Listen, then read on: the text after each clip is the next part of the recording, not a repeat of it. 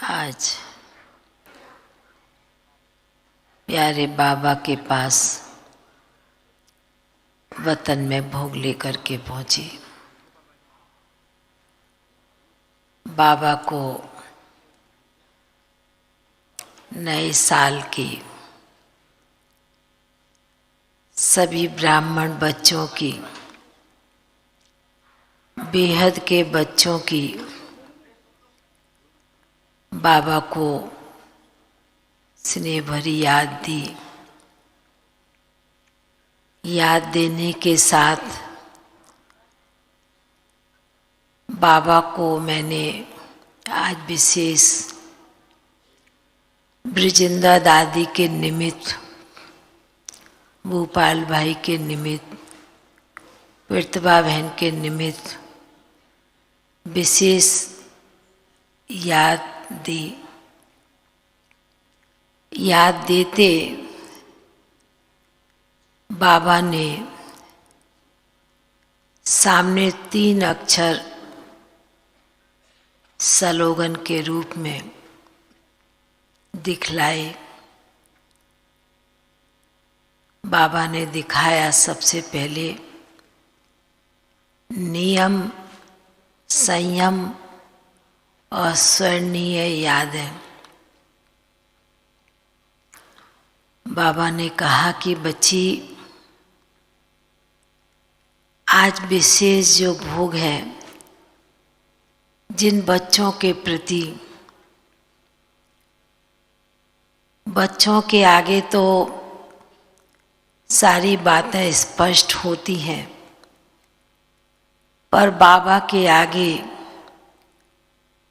हर बच्चे की जो विशेषताओं की, जो गुणों की, बच्चों के गले में जो माला आज बाबा ने विशेष रूप से डाली हुई है। बाबा ने कहा कि बाबा संगम युग पर अपने बच्चों की कितनी यादें रूपी माला को भी कई बार सिमरन करते हैं कि मेरे बच्चों ने कितना बाबा के कार्य में,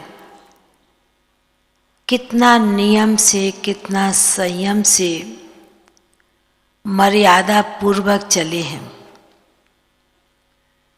बाबा जब सुना रहे थे तो वतन में बाबा ने त्रिमूर्ति आत्माओं को विशेष इमर्ज किया। भूपाल भाई को, प्रतिभा बहन को, दादी ब्रिजिंदा दादी को। बाबा जब सुना रहे थे तो बाबा के आगे तो एक एक जैसे कि गुणों की माला बाबा उन बच्चों को पहना रहे थे।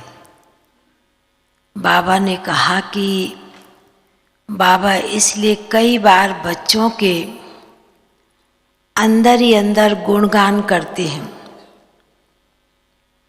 महिमा करते हैं।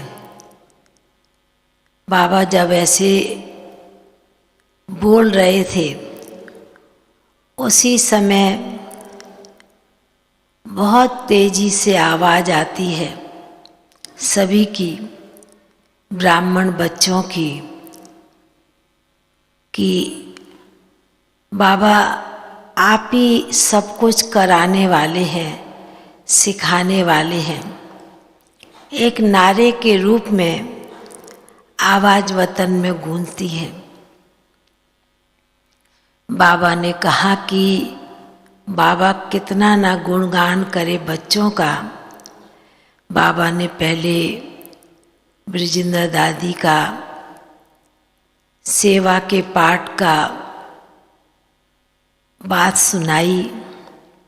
बाबा ने कहा कि यह बच्ची तो शुरू से आदि रतन, आदि देव, ब्रह्मा बाप के सहयोगी साथी बनकर रही है।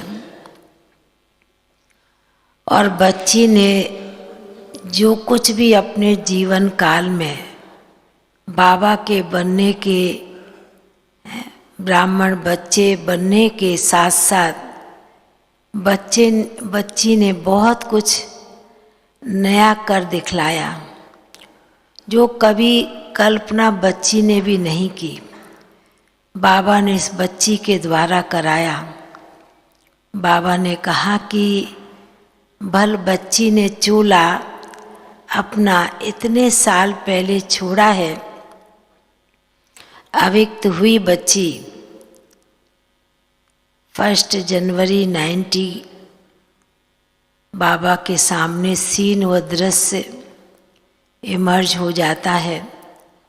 बाबा ने कहा कि जितने बाबा के पुराने आदि रतन होते हैं, बाबा के दिल पर वह बच्चों की यादें एक छाप बन जाती हैं जो कभी भी मिटती नहीं है। फिर बाबा ने भूपाल भाई की बात सुनाई। बाबा ने कहा कि जिस प्रकार ये स्थान, चाहे शांति वन, मनमोहिनी वन, जो भी स्थान और भी अन्य स्थान बच्चे ने लिए और जो सेवाएं की हैं, बीज डाला है। बाबा ने कहा बच्ची मालूम है तुमको, जहाँ जितना बीज डलता है बीज की उत्पत्ति उतनी होती है। तो बच्चे ने इस स्थान पर बैठकर तो बीज पावरफुल डाला ही है, पर और भी अन्य जगह बच्चे ने बहुत ज्ञान का भी बीज डाला है, तो स्थूल बीज भी डाला है। उस बीज का फल भी बाबा देख रहे हैं कि किस प्रकार चारों तरफ फैल रहा है, फलीभूत हो रहा है। ऐसे कहते फिर बाबा के आगे प्रतिभा बहन भी बैठी थी। बाबा ने उनके लिए भी बहुत अच्छी बात सुनाई। बाबा ने कहा यह तो बच्ची जैसे विश्व के गोले पर बैठी हो, क्योंकि जिस स्थान पर बैठी थी उस स्थान पर बैठकर सेवा करना, आत्माओं का आह्वान करना। बाबा ने कहा ऐसे स्थान पर बैठकर आओ आओ की आवाज़ बच्ची के पास भी पहुंचती थी और आत्माओं का भी आह्वान होता था। तो बाबा ने कहा कि इसलिए बाप कितना ना बच्चों का गुणगान करे, यह देखकर बाप भी बड़े हर्षित होते हैं। फिर तो बाबा ने त्रिमूर्ति आत्माएं और भी आत्माएं बाबा ने वतन में मर्ज की। बाबा के सन्मुख बैठी थी तो बाबा ने बड़े प्यार से दादी को पहले भोग स्वीकार कराया, फिर बाबा ने उन्हें भी कराया और भूपाल भाई को भी बाबा ने जैसे मुख में डाला तो भाई साहब भी बाबा की तरफ हाथ करते बाबा के मुख में डाल रहे थे। प्रतिभा बहन को भी बाबा ने बड़े प्यार से बाबा के घर मधुबन से विशेष भोग स्वीकार कराया। बाबा ने कहा इस भोग में सभी बच्चों की विशेष याद समाई है।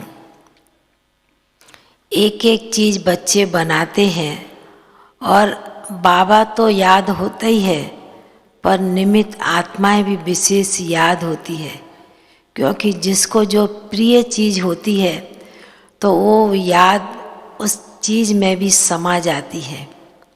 ऐसे कहते हुए बाबा ने विशेष आज त्रिमूर्ति आत्माओं को इमर्ज किया और बहुत ही प्यार से भोग स्वीकार कराते सभी ने सर्व ब्राह्मण बच्चों को भी बहुत बहुत याद प्यार दी और बाबा का याद प्यार लेते हुए सभी के प्रति हम फिर नीचे आ गए। ओम शांति।